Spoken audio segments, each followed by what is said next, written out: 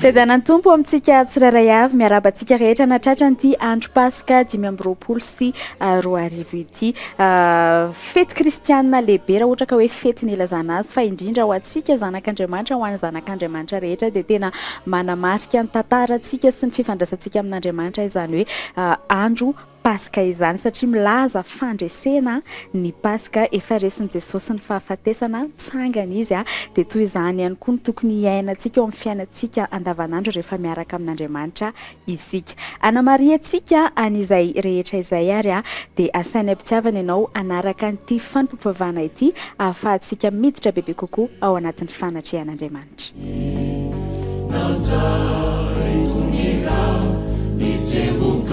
Endry avana alahady 20 volana aprily mankalaza tanteraka ny Pasika antsika dia ho an'Andriamanitra rery ny voninahitra ho antsika rehetra ny fampaherezana ny fiadanany tompo anjaka sy anapaka ho ampony tsirairay avy ataontsika ny larakira fa 700 andiny voalohany ho entsika manome voninahitra ny tompo.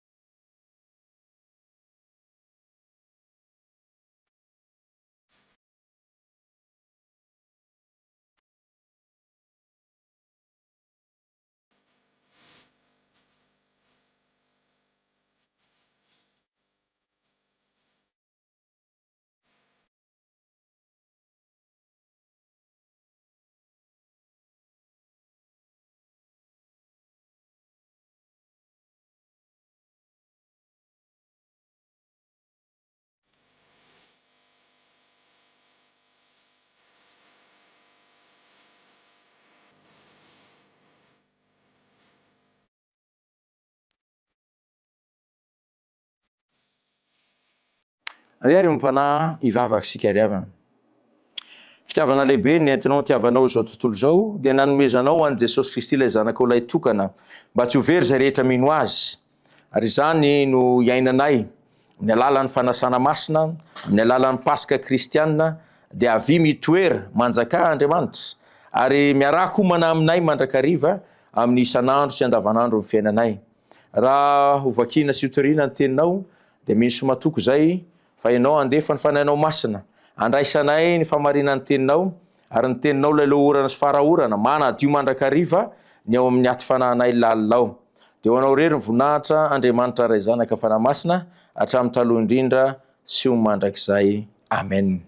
Andeha ary havana ho jerentsika manokana ny amin'ny fanasan'ny tompo teo amin'ny fiangonana tena mpiandohana dia ny Koritianina voalohany 1:10 andininy 7:10 ka hatramin'ny 4:20 no vakitsika amin'ny anaran'i Jesosy tompo manao hoe: ary raha manao zao didy zao aho dia tsy midery anareo tsy akory, satria tsy miangona ia-tsara ianareo fa ia-ratsy.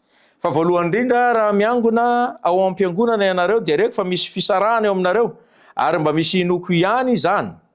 Fa tsy maintsy misy fitokoana eo aminareo mba aseho aminareo izay olona ankasitrahana. Koa raha miangona ianareo dia tsy misy hinana amin'ny fanasan'ny tompo akory. Fa raha hinana ianareo dia samy homana ny sakafo ny avy aloha ianareo, ka ny anankiray dia noana ary ny anankiray kosa mamo. Moatsy manatrano hinanana sy sotroina va ianareo? Sa manao tsinotsinona ny fiangonan'Andriamanitra ka manome henatra ny tsy manana? Inona no lazaiko aminareo? Hideranareo va aho? Tsy hideranareo amin'izany aho.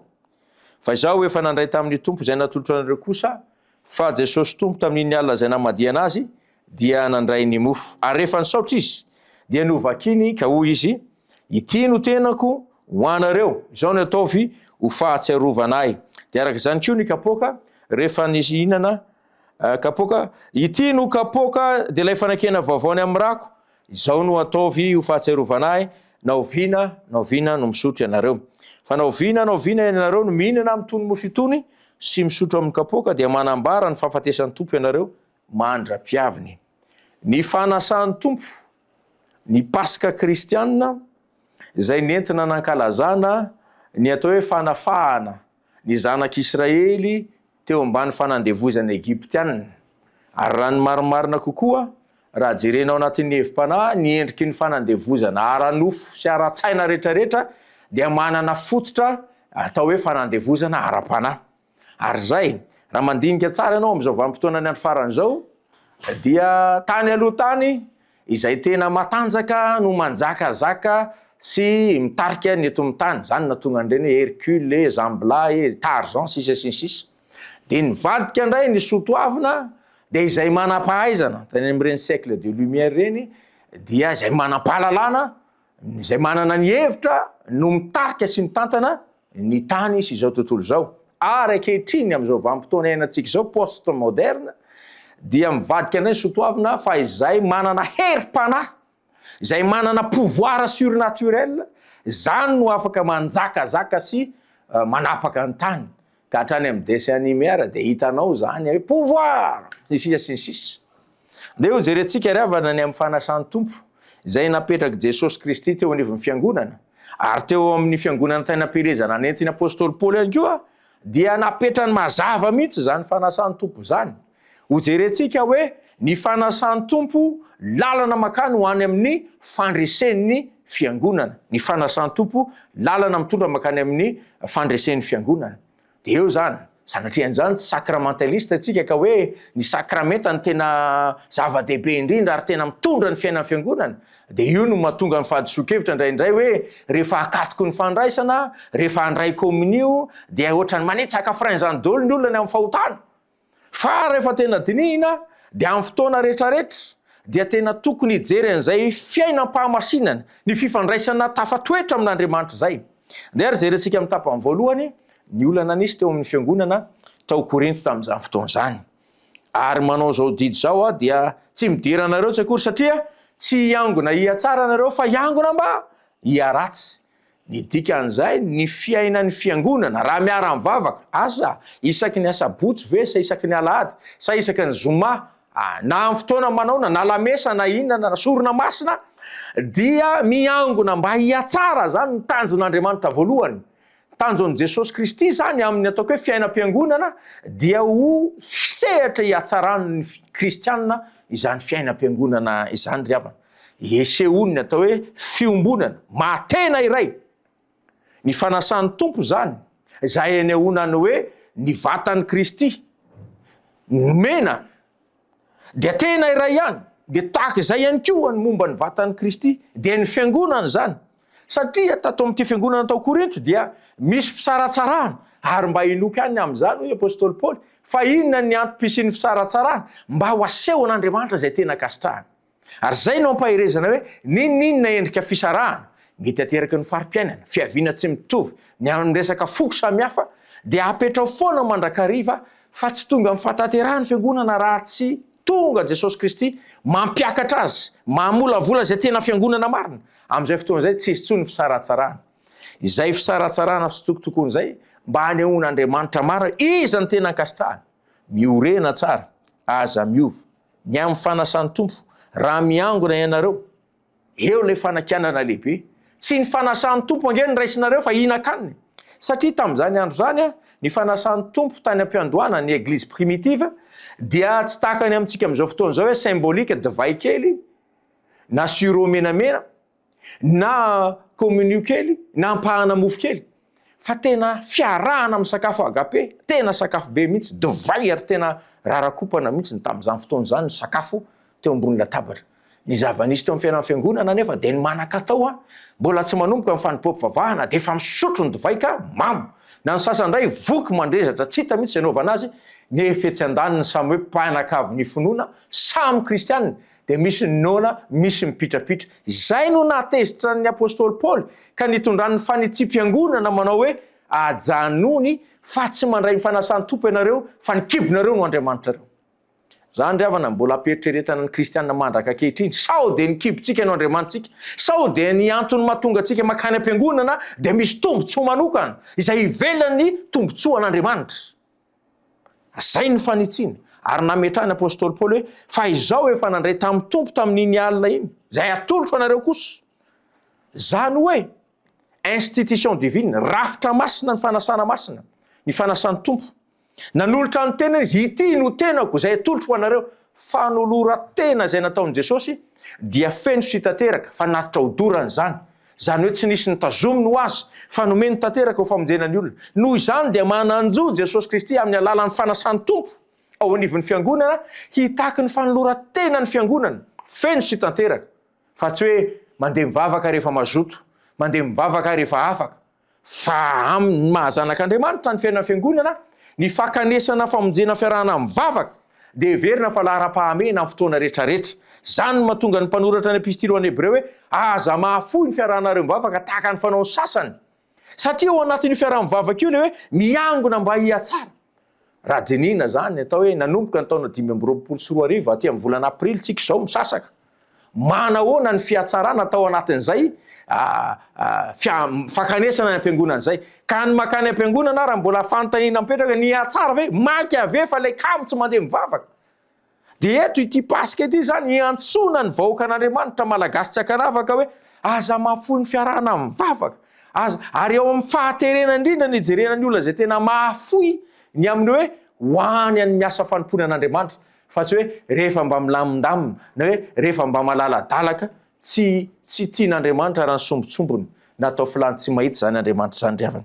Eto ampamarana na riavana dia hoy apôstôly Paoly hoe ity kapoaka ity noho ilay fanekena vaovao andrako zao ny atao vo fahatserovana naoviana misotro anao. Fanekena alliance raha te hiara handroso amin'Andriamanitra ianao dia tsy misy afa-tsy zay hoe ataovy ny contrat d'alliance na ilay fanekem-pihavanana amin'ny alalan'ny rano Jesosy Kristy.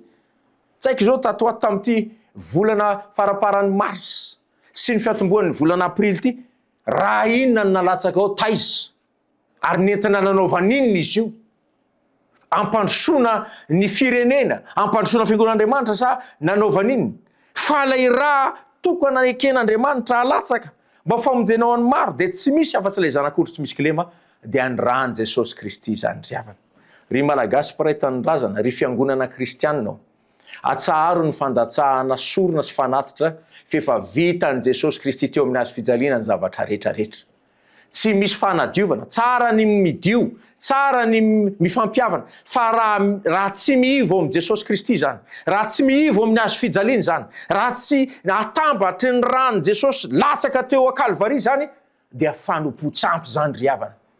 Mahadio mahasasa ny rano Jesosy Kristy araka ny soratany apôstôly Petera hoe manadio anareo amin'ny fieritreretana ratsy rehetrarehetra zany rano Kristy zany. Ivavaka manokana ho anao amin'izao fankalazana amin'ny Pasika zao, izay mety tandindo naliky ny fahafatesana fahatserovana ratsy atambery sy atambolombolony fanahy ratsy aminao foana. Ianao izay tsindritsindriny fanahy maloto manofo ratsy lava io, hoe aminao afaka ivavaka ho anao dia anafaka anao ny tompo. Fa raha ny zanaka ny manafaka dia ho afaka marina tokoa ianao. Vavaka isika. Ny rahanao Jesosy Kristy nalatsaka ao teo amin'ny hazo fijaliana tao Kalvari, nentinao nanadiovana ny olombelona rehetra sy izao tontolo zao tamin'ny loto ny ota sy ny fahotana dia mianta sy mitalao aminao zahay. Diovy ho afa-keloka sy ho afa-pahotana zay ary ataovy tafahorona marina ny ao anatinay. Raha ohatra ka lina amin'ny fidiovana izay, lina amin'ny fifamelan-keloka, dia tsy misy afa-tsy ny rahanao Jesosy no manadio anay amin'ny fieritreretana ratsy, manala anay amin'ny loton'ny nofo rehetrarehetra ary indrindra mitondra anay amin'ny fanekem-pihavanana, hiavana aminao Andriamanitra aloha ary zay vao hiavana amin'ny samy olombelona. Ta io ny malagasy rehetra ifampihavana, ifankatia, ta io ny malagasy rehetra ifadiny loto ny ratsy satria efa nidiovinao tamin'ny rahanao zany Jesosy Kristy. Hoanao mivonahitra hatramin'ny taloha indrindra sy mandrakizay. Amen. Larakira fa 700 andiny voalohany no iraitsika dia atolotra ny tsodrano.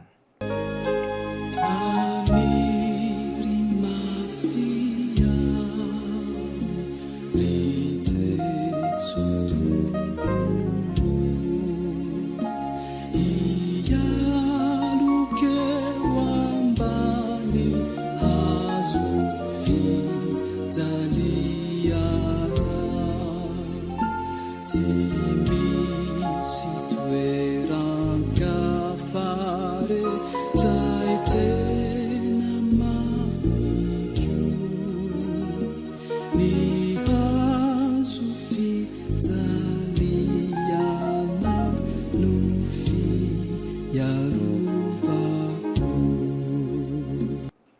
raiso amin'ny finoana riavana zao tsodrany tononona amin'ny anaran'i Jesosy tompo izao.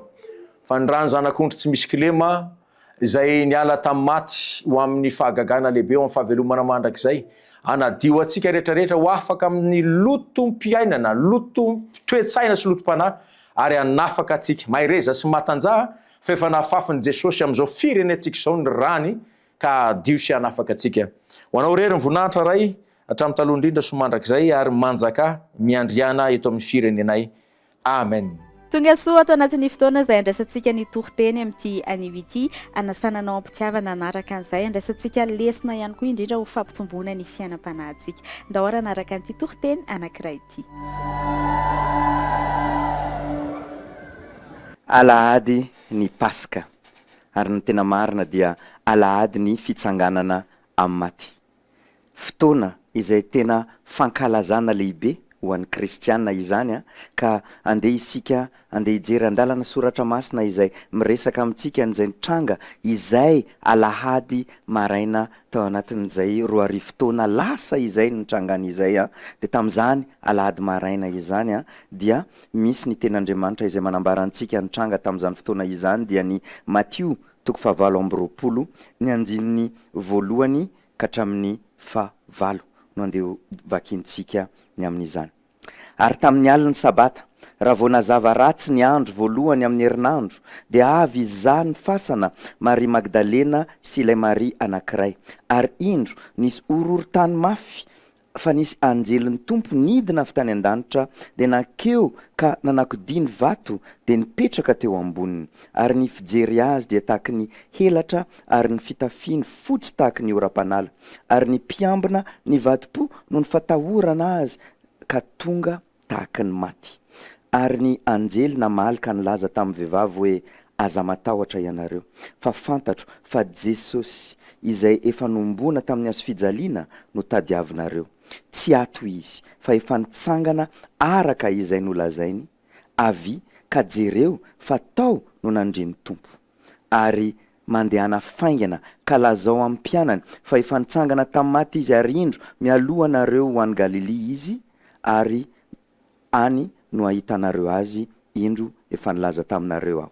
Dia niala faingana tamin'ny fasana izy ireo sady natahotra no faly indrindra dia niazakazaka ilaza tamin'ny mpianatra. Eto isika dia mahita anireto vehivavy ireto izay tena nanana finoana any tompo, izay efa teo amin'ny tongotry ny hazo fijaliana araka ny hitantsika eo amin'ny Matthieu 7:20 aloha kely eo. Ary zareo ny farany niala avy teo amin'ny hazo fijaliana, zareo no nijery ny toerana izay nanametrahana an' Jesosy. Ary zareo ihany koa raha ny tonga ny lahady maraina no tonga voalohany tany am-pasana andeha hikarakara ny vatan'i Jesosy. Marina fa mety nisy nilatsaka kely ny finoan'izy ireo satria tsy nino izy ireo fa tena hoe hitsangana amin'ny maty tokoa Jesosy fa andeha hikarakara ny vatan'i Jesosy nandehanan'izy ireo.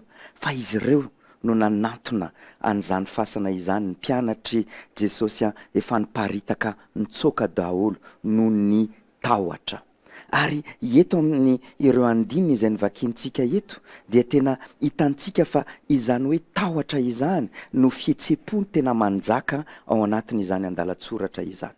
Nefa ampovoany izany tahotra izay ananan'ny olombelona izany dia ao no ahitantsika an'izany fitsanganan'ny Kristy tamin'ny maty izany. Ary izany fitsanganan'ny Kristy amin'ny maty izany no manesitra ny tahotra rehetra moa eto amin'ny ity andalatsoratra ity. Eto Andriamanitra dia anao an'ilay hoe fomba izay amantarantsika amin'ny fomba azo antoka fa tena Jesosy Kristy tokoa no zanak'Andriamanitra no tonga andresy ny fahafatesana sy ny fahavalo n'Andriamanitra moa izany dia i Satana, ka atonga antsika afaka hanana fandresena ao aminy. Anisan'ny fandresena izay afaka hananantsika ao aminy dia ny fandresena ny tahotra izay mety ananantsika. Eto ao anatin'ilay andalana izay nivakintsika teo dia raha tonga tany fasana izy ireo vehivavy ireo izay tonga andeha hikarakara ny vatan'i Jesosy dia misy tranga farafahakeliny anankidimy izay hoe mahagaga mahatalanjona tsy araky ny isan'andro ary mampatahotra ihany koa, izay tena mampiseho antsika fa fahafatesana ary ihany koa fitsanganana amin'ny maty tsy manam-paharoa ny niainan'ny Jesosy Kristy no hitantsika eto amin'ny fiainan' Jesosy Kristy. Efa nananganana olona tamin'ny maty izy teo aloha, fa nenazy ity de tena tsy manam-paharoa. Voalohany indrindra de miteny antsika ny ten'Andriamanitra eo amin'ny 5:2 fa tamin'ny nitsanganan'i Kristy tamin'ny maty de nisy horohorontany. Izany horohorontany izany rehefa misy izany dia maneho ny fanatrehan'Andriamanitra ka ny fitsaran'Andriamanitra ny fahavalony. Izany nitranga tany amin'ny testamenta taloha rehefa ny horohoro ihany koa ny tendrombohitra Sinay rehefa nidina Andriamanitra nanome ny lalàna. Ka eto raha mba aneho an'izany hoe fanatrehan'Andriamanitra an'izany fandresen'ny zanany izany dia ny horohoro ny tany tamin'ny iny fotoana iny rehefa tonga teo am-pasana ny vehivavy moa izany. Ny zavatra faharoa izay mahagaga nitranga tamin'izany fotoana izany dia ny nahitany anjely. Raha mijery isika any amina andalana soratra masina hafa any amin'ny bokin'ny Lioka na any amin'ny Marka de tena hitantsika fa hoe anjely roa no niseho teo, fa ny anankiray tamin'izy ireo dia nipetraka teo ambonin'ilay vato, ary io anjely io dia mpitondra afatr'Andriamanitra. Mampatahotra izany anjely izany, tsy tahakan'le hitantsika indraindray amin'ny sary tahakan'le hoe tran'le zazakely potapota mahafinaritra kely ireny, fa ny anjely zany de tena hoe mampatahotra, maneho an'izany hoe fandresen'Andriamanitra izany ny fisiny an'ity mpitondra afatr'Andriamanitra ity. Ny fitranga fahatelo izay mahagaga de mahagaga tokoa izay mitranga tamin'io fotoana io de nahita n'ilay vato izay tena vato ngeza be mihoatra ny 2 taonina ny vesatry ny vato iny izay nikodia niala avy teo amin'ny vavan'ilay fasana. Io fasana io de fa voamarika tombo-kase nasiany sy gadra izay nasiany napetraky ny miaramila Romanina mba tena hoe tsy angalarana ny fatin'i Jesosy. Kanefa nikodia iny vato iny. Ny antony izay nahatonga an'ilay vato nikodia de tsy hoe tsy akorina mba hahafahan'i Jesosy mivoaka avy ao am-pasana, fa hahafahan'ny vavolombelona ireo vehivavy ireo sy ireo mpianatry Jesosy mbola ho avy aty aoriana hiditra ao am-pasana, ka tena hahita maso tokoa fa tsy ao intsony izy. Ka izay no mahatonga an'ilay vato nikodia niala avy teo ambavan'ilay fasana ary nipetraka teo amboniny ilay anjely. Zavatra faefatra izay mahatalanjona ihany koa sady mampatahotra dia ilay pozin'ilay anjely, ilay hitan'izy ireo amin'ilay anjely, mahita n'ilay endriny izay tahaky ny tselatra hoy ny ten'Andriamanitra amintsika, ary ny akanjony de fotsifotsy tahaky ny oram-panala. Izany de fanehoana ny voninahitra sy ny famasinan'Andriamanitra, zavatra matahotra indrindra izany ry havana. Ary nitranga fahadimy izay hitan'ireto vehivavy reto raha tonga tao am-pasana izy ireo dia nahitan'ilay miaramila izay miaramila matanjaka fa tena raiky tahotra tanteraka ka ny tsy lany tamin'ny tany, tsy mahetsika fa tsy lany amin'ny tany eo. Miaramila mety misa eo amin'ny lelany 12 ka hatramin'ny 14 no natao niambina ny fasana tontolo andro sy tontolo alina tamin'izany fotoana izany, fa ireo miaramila ireo de tena tsy afaka nietsika tokoa. Kanefany jereo ny teny izay tenen'ilay anjely amin'izy ireo: aza matahotra ianareo, fa fantatro fa Jesosy izay efa niombona tamin'ny hazo fijaliana no tadiavinareo, efa tsy ato izy fa efa nitsangana araka izay nolazaina. Izany tenin'ny anjely izany no angalantsika lesona ny amin'ity androany ity. Ny ahitantsika tokoa fa ny famarinana ny fitsanganan'i Kristy tamin'ny maty de mandresy ny tahotra rehetra, satria tanteraka tokoa ilay teny izay efa nampanantenain'i Jesosy fa efa nitsangana tamin'ny maty izy araky ny nampanantenainy. Tanteraka tokoa izany ary vavolombelona izany ireto vehivavy ireto. Tanteraka ny asa famonjena resy ny fahafatesana nitsangana Jesosy. Inona no iraka zay napetraka ny tompo tamin'ireto vehivavy ireto? Napetraka ilay anjely moa izany, ary mbola namafisin'ny tompo mandeha anafaingana ka lazao fa efa nitsangana tamin'ny maty izy. Engane isika ihany koa de ho takany ireto vehivavy ireto tsy ho voafatotry ny tahotra fa anana fasahiana ka andeha faingana tokoa andeha ilaza fa efa nitsangana tamin'ny maty tokoa Kristy ane anjaka ao am-ponareo ka andresy izay mety tahotra ananareo ao amin'ny fiainanareo ka tonga anareo anambara antsika rehetra anambara fa efa nitsangana tokoa izy ny tompo anahita anareo.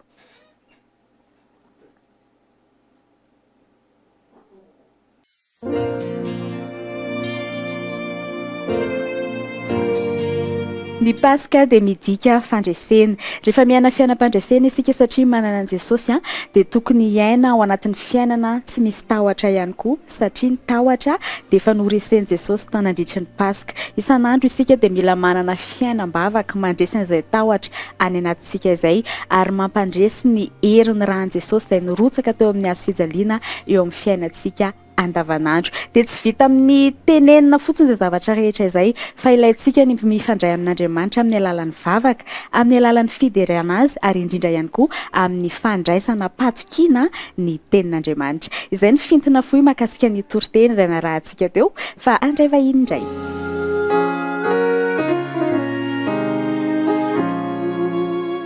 Rabantsika rehetra mpanaraka ny fandaharana mioby. Ny mpitandrina Andriana Fisoa Teliny Irina ao amin'ny FJKM Ambodanerana Fahazavana no manatrika antsika. Raha tanteraka ny voka-dehibe ny fitandremana FJKM Ambodanerana Fahazavana amin'ny alahadin'ny Paska 20 Avrily ho avy izao. Manomboka amin'ny 7 ora maraina ny fanompoam-pivavahana dia arahana fandraisana fanasan'ny tompo izany. Ao aoriana fanompoam-pivavahana dia misy sakafom-pifaliana izay jifaina amin'ny vidiny R1 dia anasana antsika rehetra zanaka ny fiangonana na ny ao atoerana na ny any am-pelezana ho tonga maro hiaraka hifanotrana hanome voninahitra an'Andriamanitra amin'izany fotoana izany. Ny vola rehetra ho azo amin'io voka-dehibe io dia entina anohanana ny amin'ny fandraisan-tanana ny mpitandrina izay ho tanterahana amin'ity taona ity.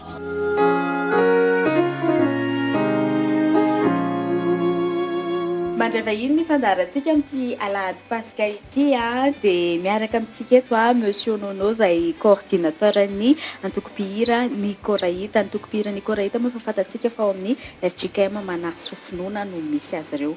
Miarabanao indray tonga sao tao anatin'ny fandaharana. Faly miarabanao fiainoery ary finaritra indray mitsidika antsika atao tokantrano ato amin'izao fandarana mioby izao dia miarabantsika rehetra nahatratra ity andro Paska ity dia manonona ny fiadanan'ny tompo amintsika rehetra rehefa.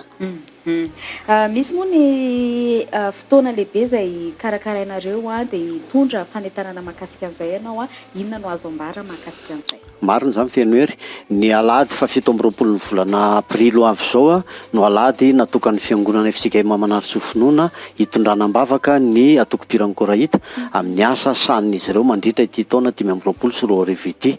Dia tontolo andro moa izany no anamariana izay alahady natokany fiangonana hitondranam-bavaka ny antoko-pihiran'ny Koraita izay. Fanompoam-pivavahana ny maraina fa angamba ho marianao hoe miditra amin'ny firy izay fanompoam-pivavahana izay dia manahoana ihany koa ny fandaharam-potoana ny tapakandro ariva. Ie, misy fanompoam-pivavahana indroa taona zany ny tapakandro maraina ahafahana manatanteraka an'izay fitondranam-bavaka ny Koraita izay. Manomboka amin'ny 9 ora sasany maraina zany ny fidirana voalohany dia misy toriteny ekira ataon'ny Koraita amin'izay fotoana izay. Ny fidirana faharoa amin'ny 7 ora sasany arahana toriteny ekira ihany koa izy io. Ny tapakandro ariva zany dia hanolotra sy hogoavana ny Koraita ampitondraina ny loha hevitra hoe ifamatotra aminao. Manomboka amin'ny 2 ora sasany tsy diso zany izy io ao amin'ny FJKM Manaritra Finoana ihany. Misy fandraisana anjara ve ilay fotoana ny tapakandro ariva dia misy ihany koa ny tsangam-bato izay hotratrarinareo indrindra ao anatin'izao hetsika izao sao dia tokony hanentina misimisy kokoa ny mpankafy sy ny mpanaraka ny Koraita hatramin'izay ao anatin'izay tsangam-bato hotratrarina izay. Marina zany fiainoery satria mbola ao anatin'ny fankalazana amin'ny 570 taona ny orenan'ny Koraita zany amin'izao fotoana izao satria mbola tsy vita ilay tsangam-bato. Ny tsangam-bato ny 570 taona moa zany dia ny nananganana vaovao vaovao ndray ny FJKM trano vato akarombelo finoana natao hoe trano vato mihitsy le izy satria natao vato hatrany ambany ka hatrany ambony zany le izy raha azo izy teo aloha rehefa nazeran'le cyclone Batsiray dia natsangana ho tsangam-bato ny 570 taonan'ny atoko-piran'ny Korahita araka ny fandaharam-potoanan'ny synodam-paritany raha sitrapon'Andriamanitra dia amin'ny 27 ny volana jiona ho avy zao no tokanana io fiangonana io efa eo mpamaranana zany zao ny famitana azy itsika amin'izao fotoana izao dia ity alahady 17 ny volana aprily ity no anaovana ezaka farany zany hamitana io fiangonana io noho izany dia manolotra n'io seho goavana io zany ny Korahita amin'ny 17 ny volana aprily ho avy zao amin'ny rora sasany eo amin'ny FJKM manaraka sofina mariako fa tsy misy ny vidim-pidirana fa tena hoe hitondra zay zaka ny tanantsika ho famitana zany tranon'Andriamanitra izany dia manentana antsika rehetra fa tena hoe anao tanana miara-mandray tsika soroka miara-milanja tongotra miara-mamindra hamitana zany tranon'Andriamanitra zany fa hoy ny tenin'Andriamanitra hoe ankasitrahako zany dia miantso ny Korahita ary manantena iona aminareo zay ny alahady 17 ny volana aprily ho avy zao tapakandro maraina tory-teny ekira indroa metaona tapakandro hariva anolotra seho goavana ny Korahita zay ho antsika eto Antananarivo sy manodidina rehetra. Eny ary izao rahantsika be dia be monsieur Nono avy ao amin'ny antoko-piran'ny Korahita nivainta tao anatin'ny fandarina tamin'ny Tsianivity amin'ny herinan'io 17 ny volana aprily izay fotoana izay fotoam-pivavahana maraina dia fotoam-piderana kosa ny tapany hariva dia ao amin'ny FJKM Manarintsoa finoana avokoa no hitrangan'izay rehetra izay andray vahiny afandraisy.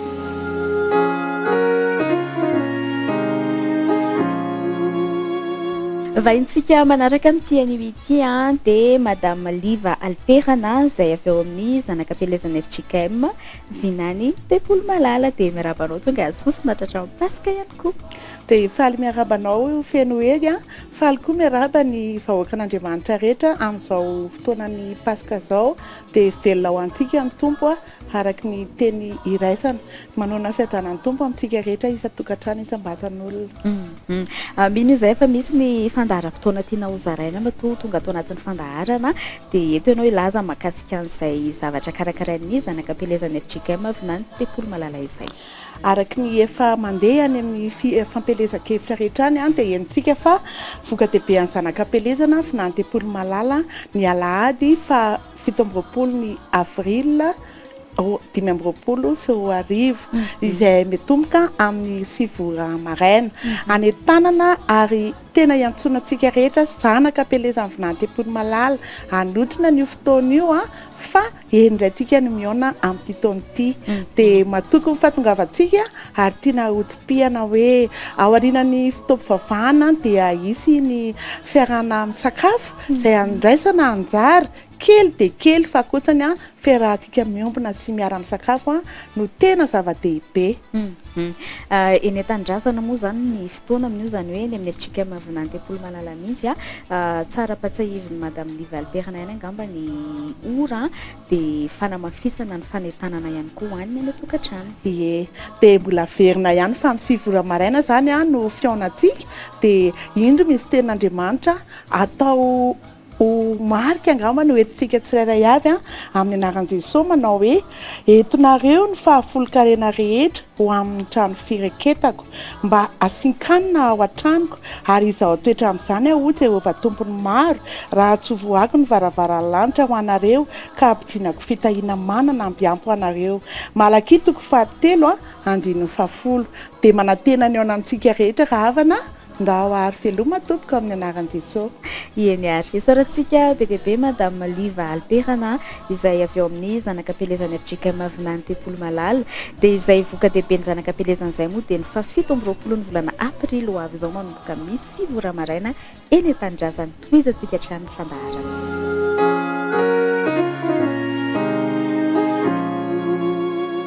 Vavolombelon'ny porofitiavana lehibe nataon'i Jesosy teo amin'ny fiainantsika ny nanolorany ny ainy tamin'ny andro Paska dia ny fiainantsika ihany koa rehefa mandray an'i Jesosy ho tompo sy mpamonjy isika dia iainantsika izay fandresena lehibe izay ka ny zavatra rehetra izay iainantsika andavanandro dia vavolombelon'ny fahatsarany sy ny fitondrany ary ny fitantanany antsika anentanana ianao hatrany hitondra an'izay hoe fijoroana vavolombelonao izay atao anatin'ny fandaharana mioby toy ny an'ity mpanompon'Andriamanitra izay mbola tanora dia tanora anankiray ity mety hoe niatraika tamin'ny fomba tsy takatry ny saina tamin'ny alalan'ny aretina ny fiasan'Andriamanitra teo amin'ny fiainana fa izany rehetra izany dia anam-porofonanao fa tena misy Andriamanitra misy ny fitarihan'ny fanahy masina ary manasitrana izy dia kapoka teo aminy no nanasitranany antsika andao anaraka an'izay fijoroana vavolombelona izay.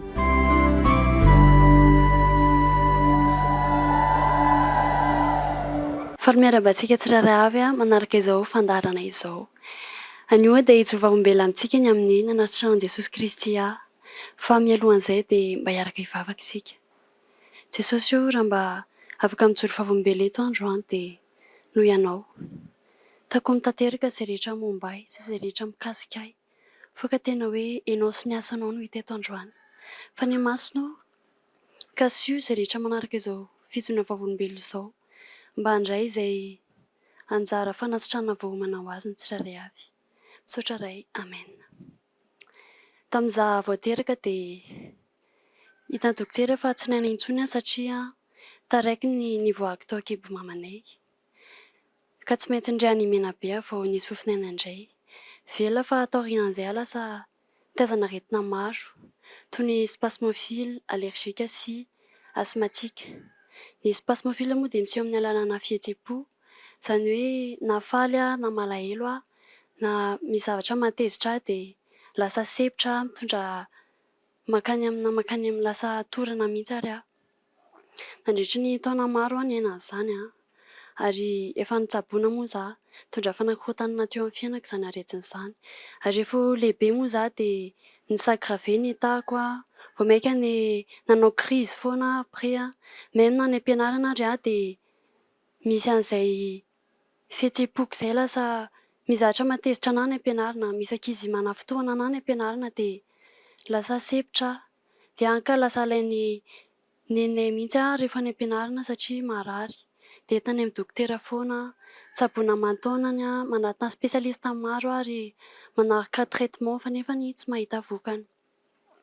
Tena hoe tao anatin'ny taona maro tena voagety aretina ary mifadifady rano be satria hoe tsy azo mihinana an'izao, tsy azo mihinana fruits de mer, tsy azo mihinana an'izao manjary mihetsika ny allergiqueako, manjary sepitra anka lasa mitandrina be mifandray amin'ny olona satria hoe sao dia handratra anahy ity olona ity, sao dia hampatezitra anahy ity olona ity, même rehefa mifaly ary dia mbola fehezina be satria sao dia harary indray dia tao anatin'izany dia tena kivy hoe izao zany Jesosy ny iainako.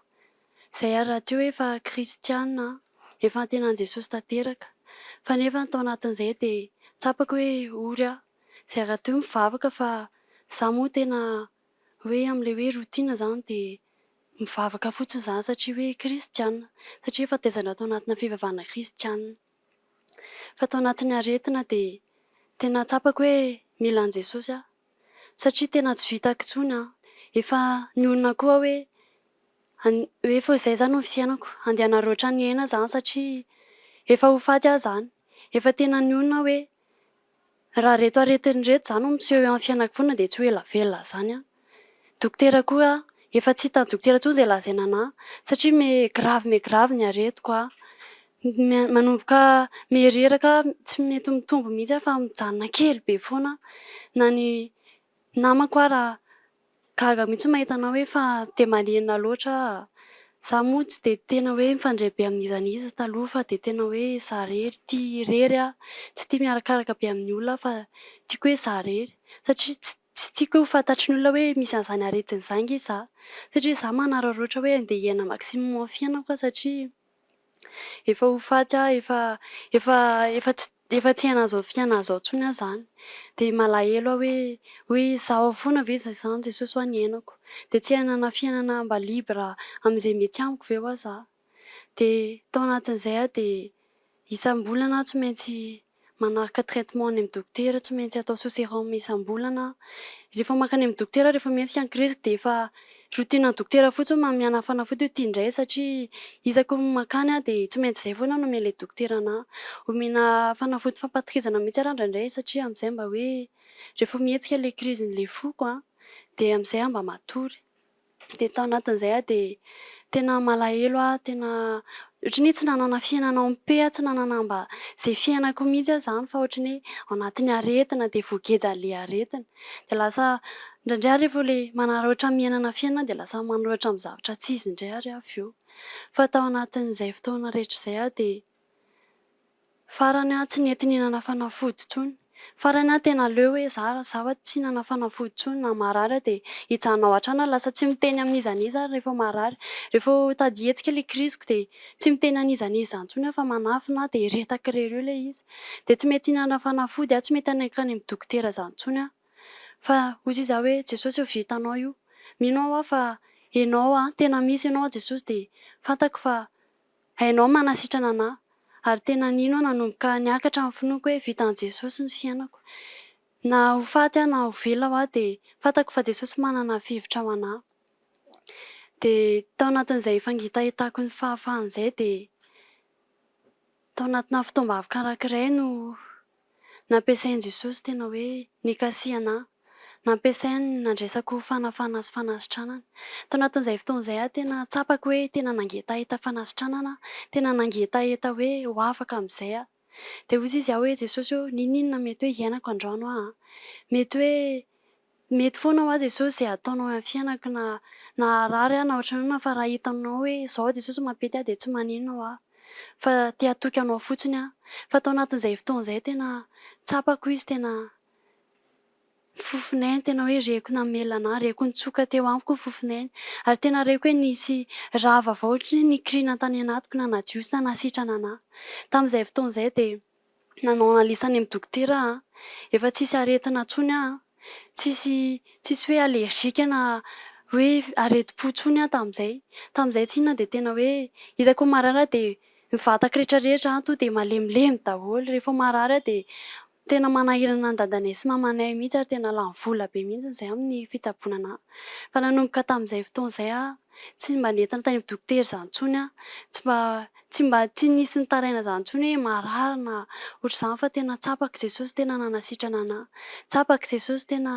hoe nanafaka anahy tanteraka tsapako izy tena hoe nanova zavatra be dia be teo amin'ny fiainako tena hoe novainy mihitsy tena hoe nanova ny petsiko manontolo mihitsy izy hoe aina nasitrana anahy ary nasehony anahy fa tena lehibe izy ary navita mihoatra ny vitan'ny vola izy navita mihoatra ny vitan'ny dokotera rehetrarehetra izy fa tena nasehony fa izy irery no manana fahefana amin'ny aina dia izany indrindra no ampahirezako antsika tsirairay avy androany hoe mety hoe manana ka ohatran'izany niainako taloha izany ve ianao mety hoe kivy ve ianao reraka ve ianao hoe mety hoe taizana aretina maro koa ve ianao fa androany naseho an'i Jesosy fa mbola manan-kely ilay dia-kapoka izay natao taminy mbola manan-kely ilay raha izay nalatsany teo amin'ny hazo fijaliana ho antsika tsirairay avy ka izaho hitanao izao io dia sitrana soamantsara tsy taizana aretin'izany intsony tsy mihetsika krizy izany intsony rehefa mianatra amin'izao dia tena milamina be satria tsisy hoe zavatra stressé tsisy zavatra mpihetsi-po anahy ka hoe andeha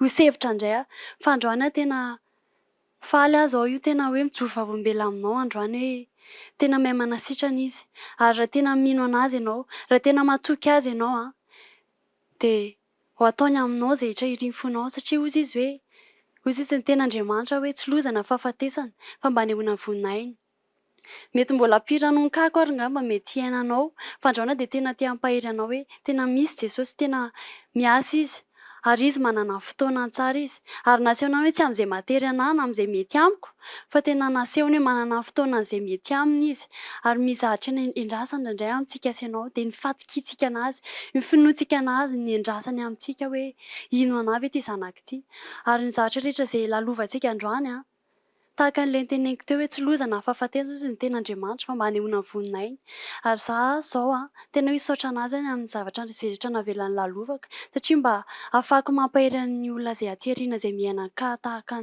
izay niainako ary tena mino fa hainy atao mihoatra lavitra ny nataony tampoko no ho ataony aminao raha tena mino ianao sy matoky anazy dia voninahitra ho anazy irery moa mbola afaka mijoro vavolombelona teto androany dia mba te hanoana vavaka ho anao raha sitraka ao Jesosy io androany dia te hisaotra anao te hankasitraka anao zany amin'izao fijoroana vavolombelona izao Jesosy io raha izany no toy izao dia noho ianao tsy ny amin'izay rehetra vola sy harena izay nananako Jesosy fa tena hoe noho ianao.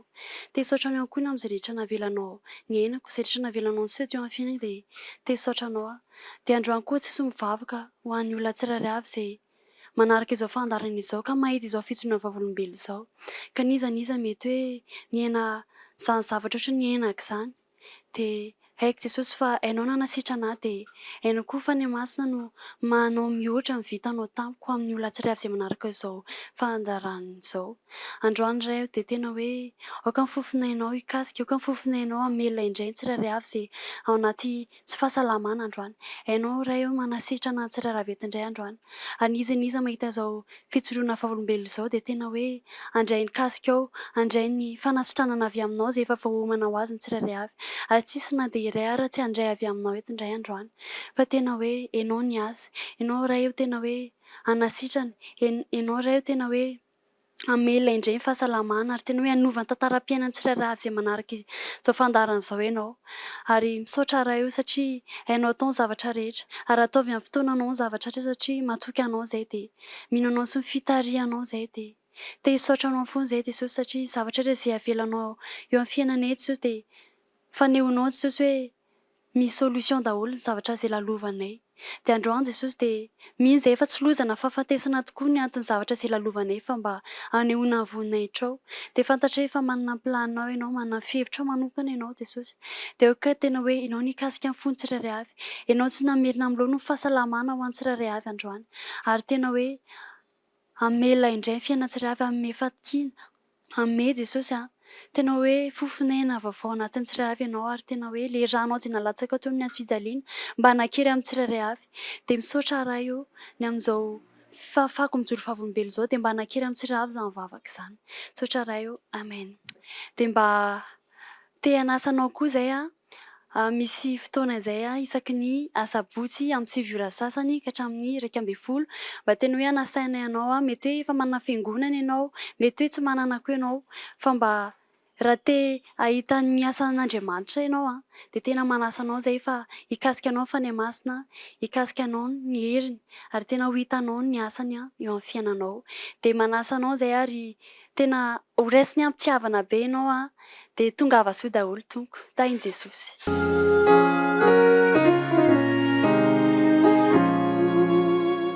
Dia izay ny fandaharantsika tamin'ity anio ity ho an'Andriamanitra irery ihany ny voninahitra ny dera sy ny laza ny Matthieu 7:25 no averina eo vakiana aminao etsy-pamaranana amin'ny anaran'i Jesosy manao hoe dia niteny tamin'ireto vehivavy ilay anjely nanao hoe aoka tsy atahotra ianareo fantatro fa i Jesosy ilay nombona tamin'ny hazo fijaliana no tadiavinareo.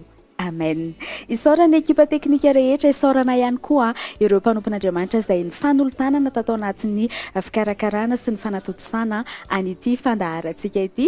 Dia asaina ampitiavana be foana ianao hiaraka aminay hatrany eto amin'ny TV+ Madagasikara.